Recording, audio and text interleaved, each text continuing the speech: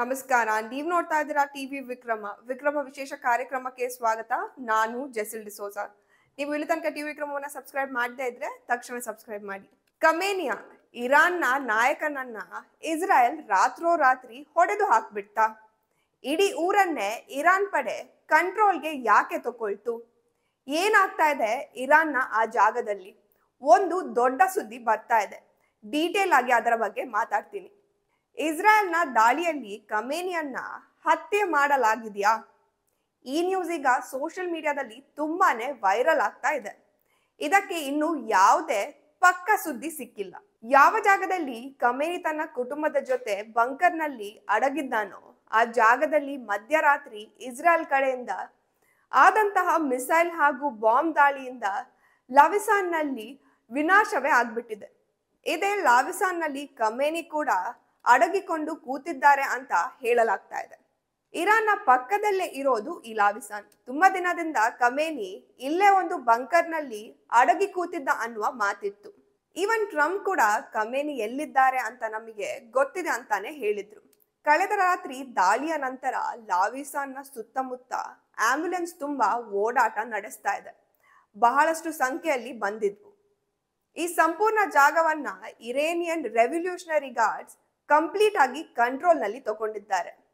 ಅಲ್ಲಿಗೆ ಈಗ ಯಾರನ್ನ ಕೂಡ ಬಿಡ್ತಾ ಇಲ್ಲ. ಈವನ್ ಇರಾನ್ ಅವರಿಗೂ ಕೂಡ ಹೋಗೋದಕ್ಕೆ ಅವಕಾಶ ಇಲ್ಲ. ಅಲ್ಲಿನ ದೃಶ್ಯಗಳನ್ನ, ಅಲ್ಲಿ ಅವರು ಪ್ಯಾನಿಕ್ ಆಗಿರೋದನ್ನ ನೋಡಿದ್ರೆ ಯಾವುದೋ ಒಂದು ದೊಡ್ಡ ಟಾರ್ಗೆಟ್ ಅನ್ನ ಮುಗಿಸಲಾಗಿದೆ ಅಂತ ಅನ್ಸ್ತಾ ಇದೆ. ಆ ದೊಡ್ಡ ಟಾರ್ಗೆಟ್ ಯಾರಿಗೂ ಇನ್ನೂ ಕೂಡ ಯಾರಂತ ಗೊತ್ತಿಲ್ಲ. ಆದ್ರೆ ಖಮೇನಿ ತನ್ನ ಕುಟುಂಬ ಸಮೇತ ಅಂದ್ರೆ ಆತನ ಮಗನನ್ನು ಕೂಡ ಟಾರ್ಗೆಟ್ ಮಾಡಿ ಇಸ್ರಾಯೇಲ್ ದಾಳಿ ಮಾಡಿದೆ ಅಂತ ಕೂಡ ಮಾತಿದೆ.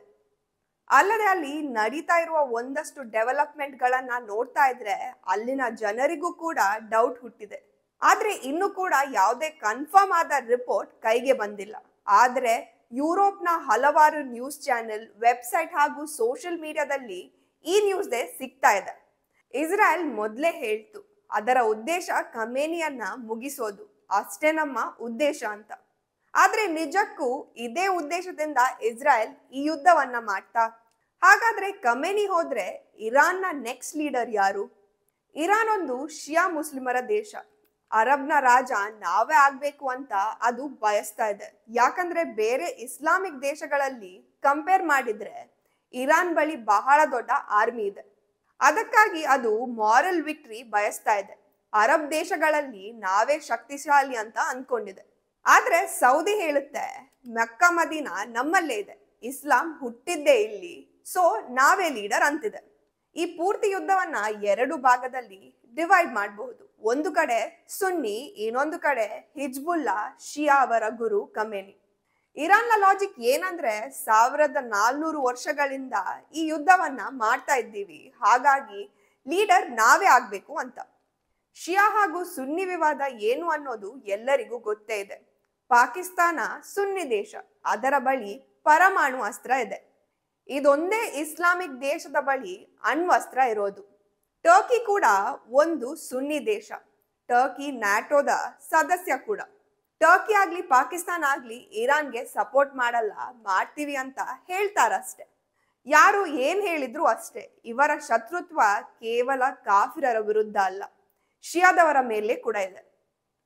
ಈಗ ಏನಾದ್ರೂ ಇರಾನ್ ಈ ಯುದ್ಧದಲ್ಲಿ ಗೆದ್ರೆ ಅದರ ಮುಂದಿನ ಟಾರ್ಗೆಟ್ ಇದೆ ಸುನ್ನಿ ದೇಶಗಳು. ಅದರ ಮೊದಲ ಶತ್ರು ಅಂದ್ರೆ UGD, ಯಹೂದಿ, ಇನ್ನು ಇಸಾಯಿ. ಒಂದು ಕಡೆ ಅರಬ್ಗೆ ಲೀಡರ್ ಆಗ್ಬೇಕು ಅನ್ನೋದು ಇರಾನ್ ಬಯಸ್ತಾ ಇದೆ. ಇದರ ಮಧ್ಯೆ ಖಮೇನಿ ಸಾವು ಸುದ್ದಿ ಕೂಡ ಕೇಳಿ ಬರ್ತಾ ಇದೆ. ಇದೆಲ್ಲ ಎಷ್ಟು ನಿಜ ಅನ್ನೋದು ಮುಂದೆ ನೋಡೋಣ. ಟಿವಿ ವಿಕ್ರಮ, ದೇಶ ನಿಮ್ಮ ಕೈಯಲ್ಲಿ. ಈ ಕಾರ್ಯಕ್ರಮ ನಿಮಗೆ ಇಷ್ಟ ಆಗಿದ್ದಲ್ಲಿ ಲೈಕ್, ಶೇರ್ ಹಾಗೂ ಕಮೆಂಟ್ ಮಾಡಿ. ಟಿವಿ ವಿಕ್ರಮದ ಕಾರ್ಯಕ್ರಮಗಳನ್ನು ನಿರಂತರವಾಗಿ ವೀಕ್ಷಿಸಲು ಸಬ್ಸ್ಕ್ರೈಬ್ ಮಾಡಿ, ಬೆಲ್ ಐಕನ್ ಒತ್ತಿ.